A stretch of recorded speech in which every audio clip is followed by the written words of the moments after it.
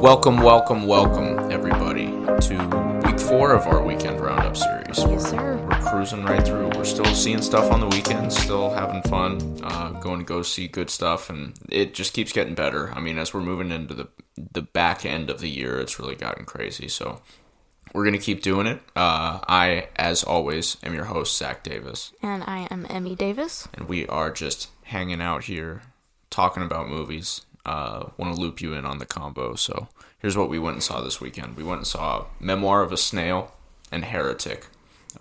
We one watched, was amazing, one was not. Yeah, it was. Find out which was which You'll find later. out which as we progress through this. If you know us, if you listen to any of our podcasts, by now you can probably figure out which one we enjoyed more if you know anything about either of these movies. But that's also what we're here for, is to tell you about them. So we'll talk about that a little bit. But first, we're going to get into some of the news from this week. We did have some good trailers, not a whole lot of stuff, but we got one for a big player in the past 50 years of cinema, Mr. Paul Schrader. He wrote Taxi Driver. He wrote Raging Bull. He wrote Bringing Out the Dead. He has just done his own work in recent years, and some of it's been good, some of it's been middling. But he's going to be doing one with Jacob Elordi of. What else has he directed? Anything? He's done some other projects, not a whole lot of stuff that I know of. But recently, and there was one that was First Reformed. I think was in 2017. I haven't seen that one, but I think he directed American Gigolo. I think that's his big pull. But yeah, he's doing this new one called Oh Canada, which is coming out December 6th. I don't know how wide the release on that one is going to be, but I definitely want to check it out if I get the chance. But Richard Gere, it's the first time he's teamed up with Richard Gere in several years. I honestly don't know too much about Mr. Richard Gere's if he did American antics Gigolo, as of late, then... but yeah, I guess I mean if they worked on that together, I don't know if they worked on anything else after that. If this is a big reunion for them, that's awesome. But it's about a terminally ill documentary filmmaker, and he's giving his final statements to a team of documentary filmmakers. And Jacob Elordi plays his younger self, but his memory's like fragmented, so it sounds like it's pretty complex, but it could be interesting. We also have Uma Thurman in this movie, right? Uma Thurman, she's popping out, she's showing up. They want to dance like Uma Thurman. Yeah, it was right there. I'm sorry, people. Yeah, so that is Oh Canada, Paul Schrader's Oh Canada, that's coming December 6th. It's definitely one that I'll be checking out when given the opportunity. The next one that I had on the list is Waltzing with Brando, which is a biography film about Marlon Brando, starring Billy Zane. Yeah, I saw this. I saw the makap that they did. Yeah, it looks pretty good. I mean, I was convinced by that opening scene of the Godfather. But yeah, it's talking about Brando as he's preparing to star in The Godfather and Last Tango in Paris, while he's making some like grand plans to put a massive paradise resort in Tahiti. It's really interesting stuff. But yeah, that one doesn't have a release date yet, but it's supposed to be coming out next year. I'm definitely interested in that. I think there was some buzz behind that at the festivals this year. But it could be a fun time. I'm very much looking forward to it. Yeah, that's pretty much it on the trailer. So let's move on to some of the other news we saw this week. The big one.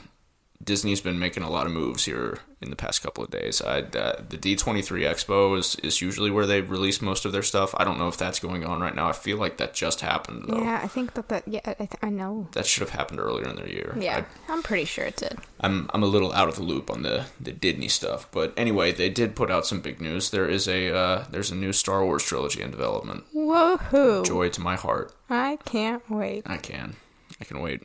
No. I can wait a whole eternity. So let's see. Let's count on one hand the amount of times that a new Star Wars trilogy has been successful. Yeah, I guess there's really no answers there. I mean, I show plenty of love to episodes 2 and 3.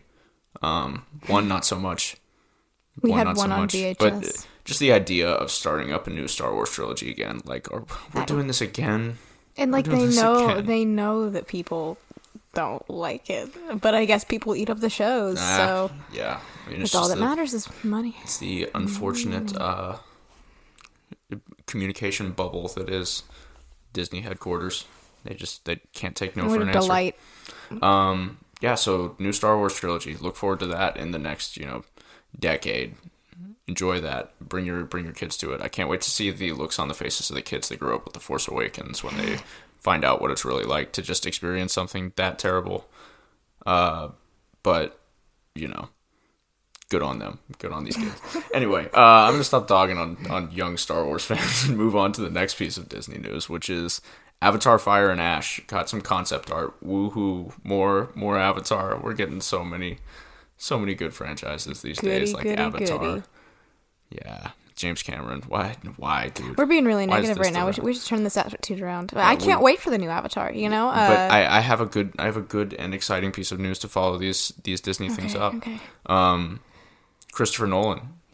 Oh, yes, all the new people There's joining his project. There's a bunch of new people that have been announced that are going to his project. My girl, Anne Hathaway. The Catwoman herself. Queen of Genovia herself, brother. She dreamed a dream. Of time gone by. Yeah, Lupita Nyong'o is in this too.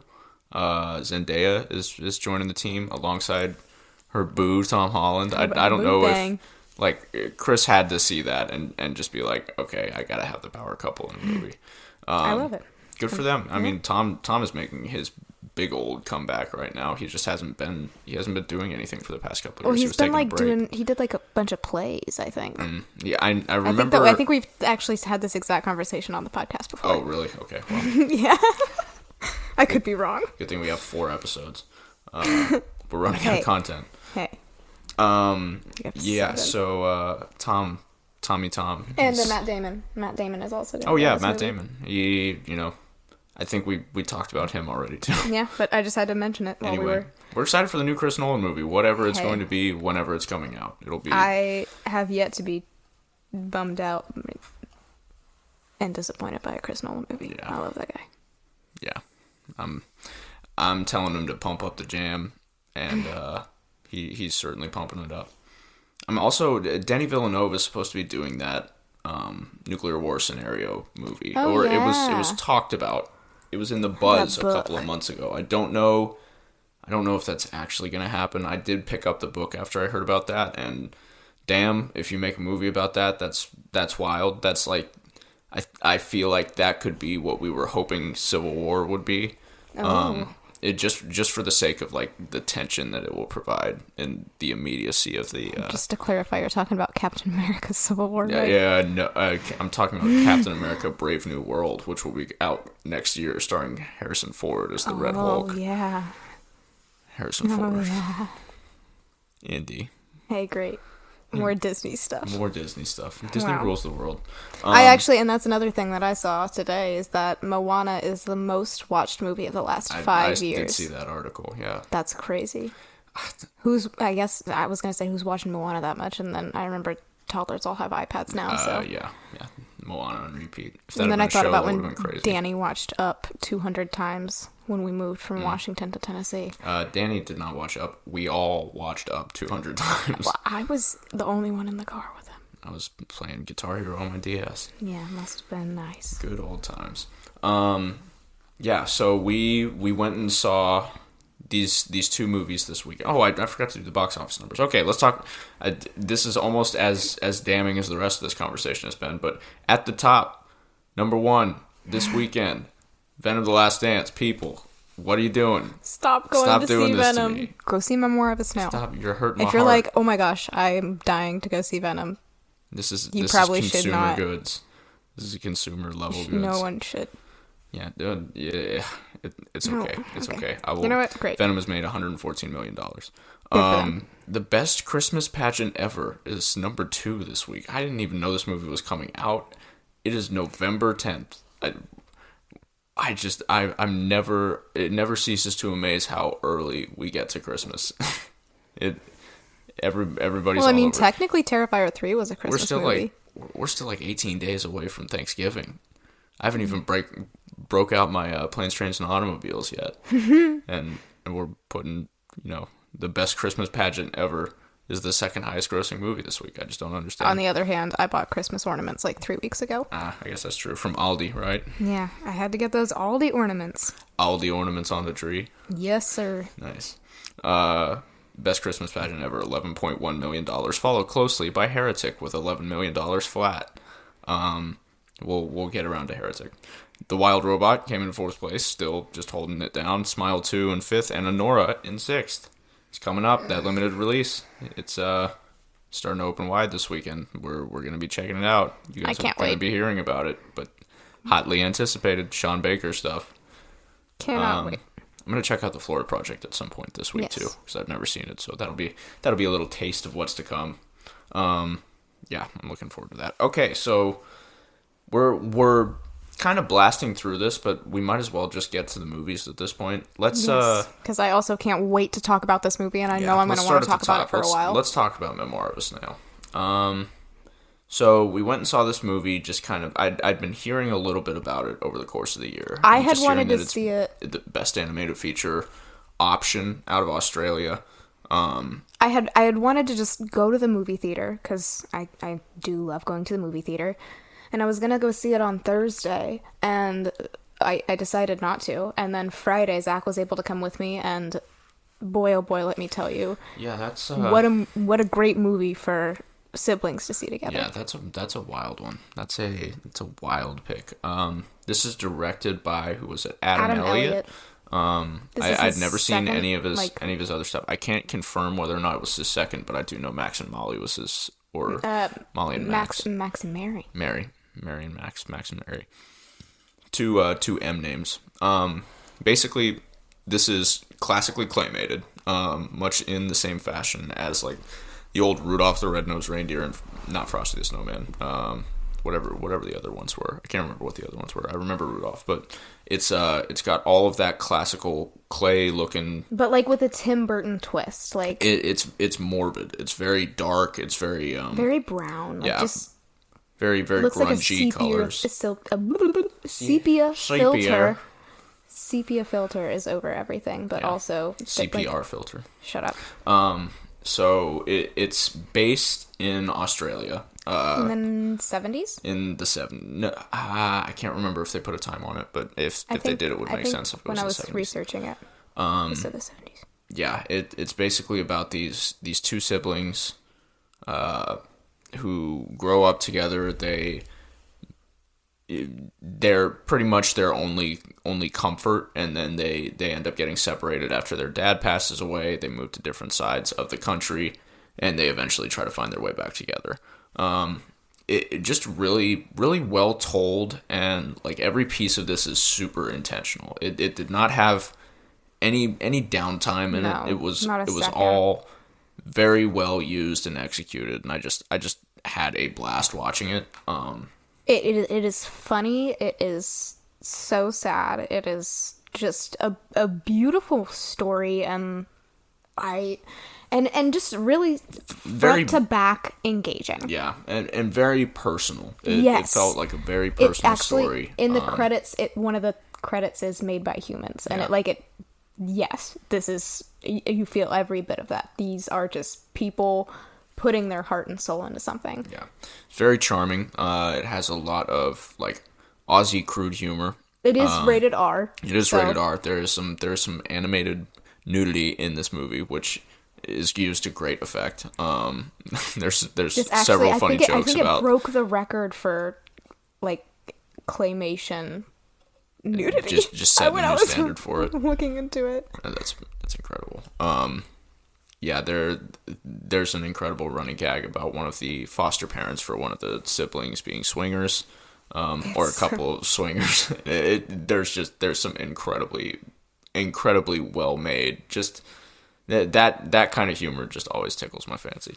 But yeah, this was really, really good stuff. I thought it was very genuine. I thought it had a very good message, which is a lot of where I come from with these movies, is like just what is the person that's making this trying to say about anything. What's the point? Why are you making this movie? Yeah, and I felt like this one definitely pulled it off. 100%. I always take notes when we go to see movies, because otherwise I will get swept away by the movie and forget what I wanted to talk about. And I do not have many notes for this movie because I did get just absolutely swept away. But the second one that I have, that I took within probably 3 minutes of the movie starting, is, bro, I think I'm going to like this movie. Yeah. And boy, like, my favorite movie we've seen this year. Yeah, I have not been able to shut up about it. I'm sorry to my friends that have been listening to me talk about this nonstop, because I can't stop talking about it. It's so good. It's very good stuff. It is very well contrasted with his previous work, which we started up as soon as we got home. It's Max and Molly, and it follows Max and Mary. God dang it, I don't know. And maybe it's Mary and Max. I don't know. But that one follows the story of these two people that meet through letters, and one of them's like a 35-year-old Jewish man with Asperger's in New York, and the other one is an 8-year-old girl in Australia, and they just start sending letters back and forth to each other, and it's got some very, very good charm to it too, and a lot of similar themes. Tackles a lot of the same stuff, but just good stuff all around. I immediately like this guy. Like, I really like the stuff that he makes. He just knows what's going on. Cool Aussie stuff. More of that, please. I'll take that all day. I have more of that. It's literally hilarious. It's heartbreaking. The writing is outstanding. The pacing is just absolutely perfect. The voice actors, Sarah Snook, I don't know if you mentioned that yet or not, but of Succession fame. Siobhan. Siobhan Roy. The Succession boys are having a year. I love it. God, yeah. But she's so excellent and just so gentle and like disheartened, and like just plays Grace is the main character's name. Just plays her role perfectly. Yeah, it's very, very, very charming.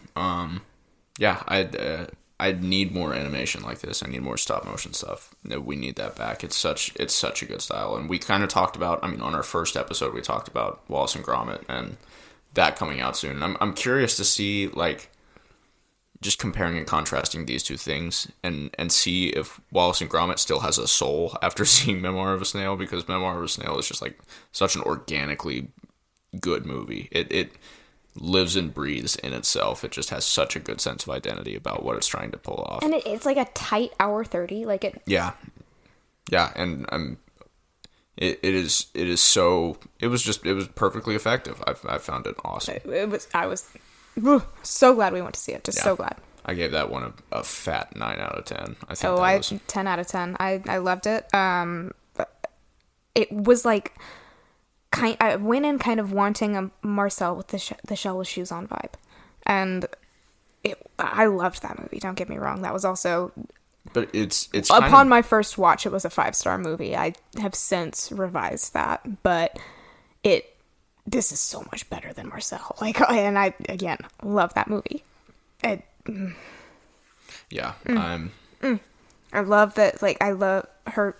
Her dream is that she wants to be an animator in Paris, and like, it's so sweet. I love that. I don't want to say too much about like what happens. Me neither. But I just like the passion within. Like, I don't know, just the fact that it's claymated and that's what she wants to do, and I love when people are passionate about stuff. It was very. I mean, it was a very personal movie. It was made very obviously by somebody that had a very clear sense of what they wanted to portray. Yeah, that's Memoir of a Snail. Go see it if it's showing near you. I 100% recommend checking it out. Like we said earlier, there's some nudity, there's some crude humor, but I don't know if I'm done talking about it. Oh, I'm sorry. I just had a few more notes. It's just so honest. Like, there's no agenda to it whatsoever. Like, it is.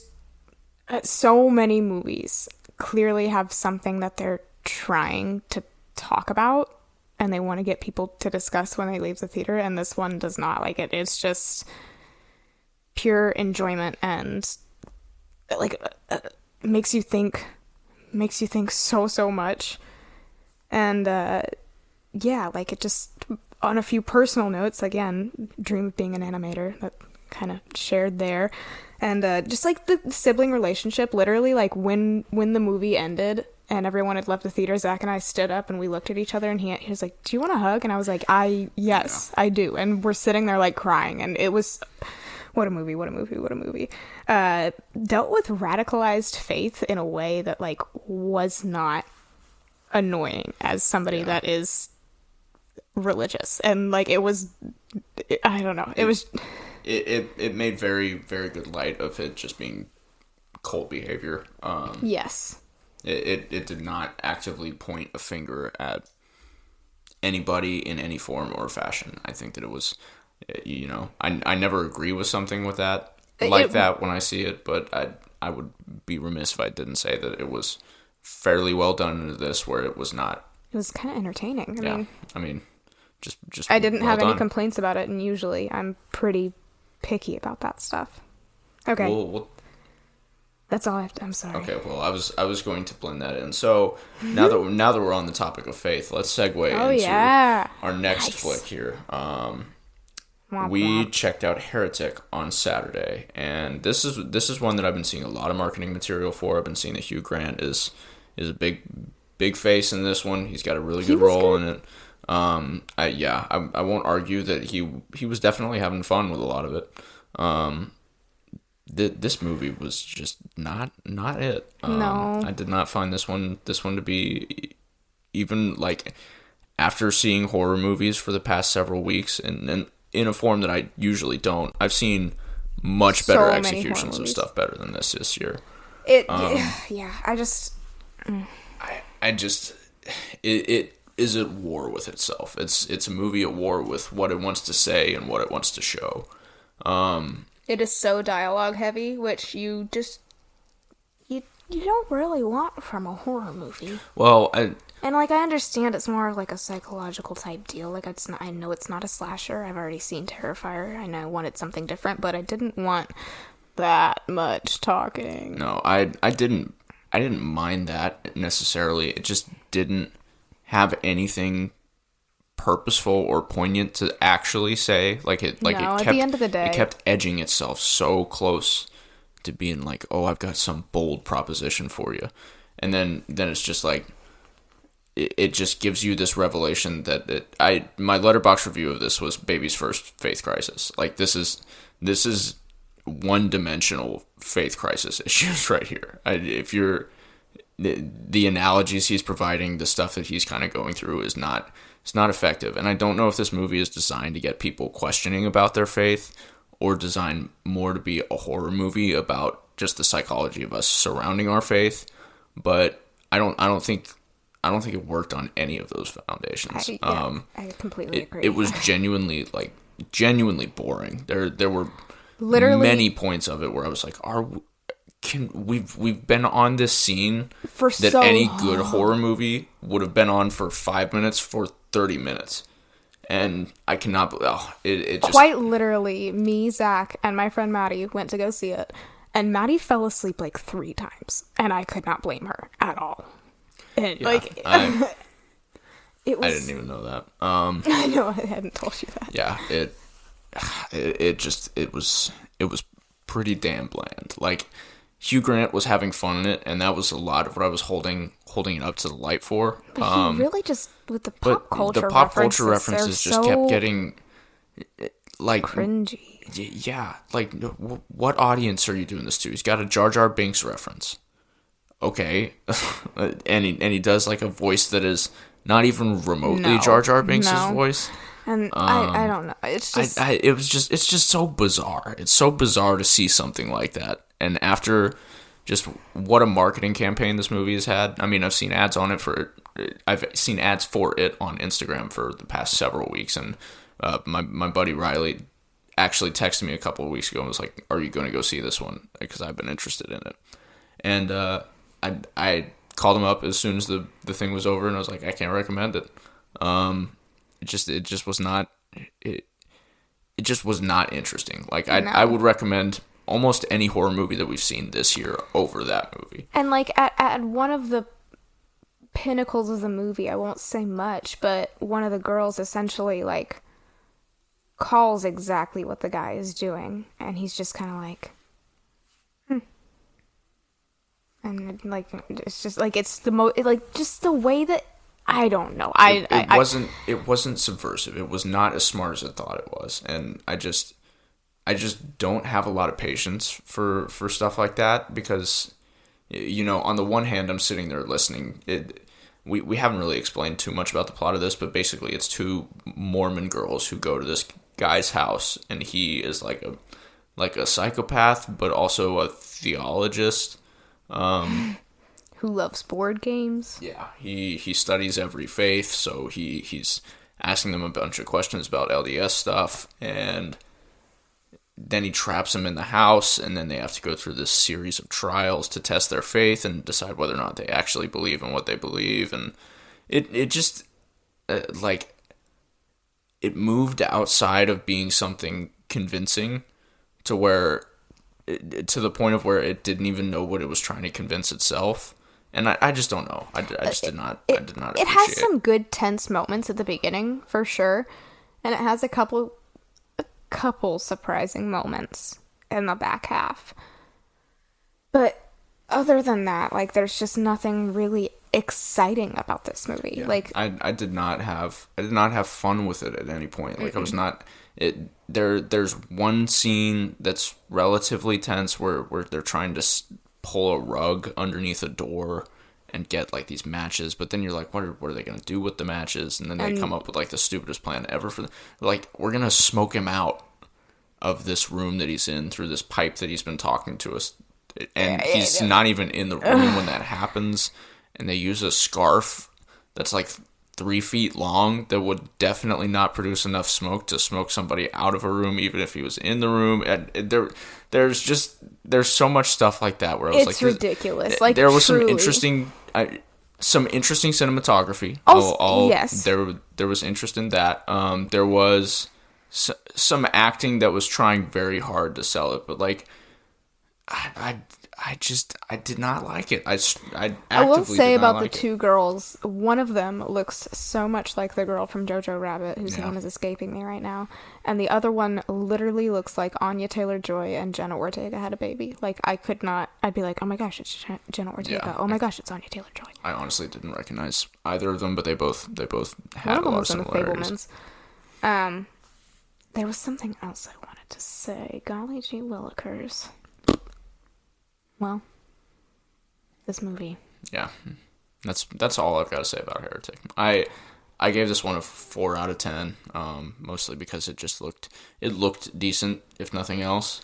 Yeah. But it just did not work for me. No. A lot of people may find that this works for them. A lot of people like it. A lot of people like it. Yeah, and I can certainly see there being an audience for this. Yeah, definitely. I am not that audience. No. And I applaud you for trying, but this is definitely one of the I liked Beau's Afraid more than I liked this movie. I kind of did too, yeah. And that says a lot just going into the A24 roster. So I'm gonna put this one in my do not recommend list on the A24 roster, which is a bummer. I was looking forward to it, but them's the breaks. Sometimes it just ain't for you, and it was not for me. It just also so happened to be not for everybody I was seeing it with, but sometimes that's the way it goes.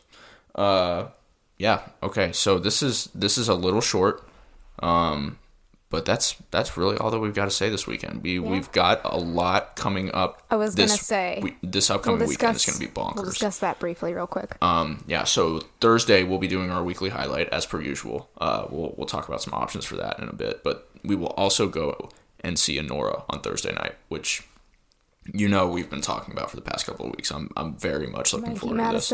I watched the Scream movies that she's in preparation. She's quite the Scream queen. Well, just that Once Upon a Time in Hollywood cast. They're just rocking and rolling. All the Spawn Ranch kids.